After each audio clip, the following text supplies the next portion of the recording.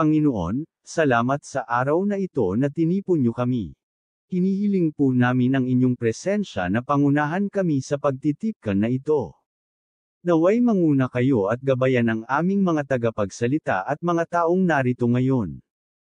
Tulungan kaming makapagpasya na kalugod-lugod sa iyo at para sa ikabubuti ng lahat.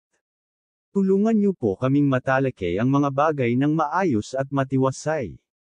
Espiritu Santo, pagbukloran niyo po kami ng espiritu ng pagkakaisa at maging mahinahon at makatuwiran ang aming talakayan. Panginoon, gawin niyo po na maging produktibo ang pagpupulong na ito, at tulad ng dapat mangyari sa lahat ng larangan ng aming buhay, tulungan kaming mapanatili kayo sa aming isip, salita at gawa, naway magampanan namin ang mga gawaing itinakda ninyo sa aming harapan, para sa kaluwalhatian ninyo at para sa kabutihan naming lahat. Ito po ang aming dalangin sa pangalan ni Jesus. Amen.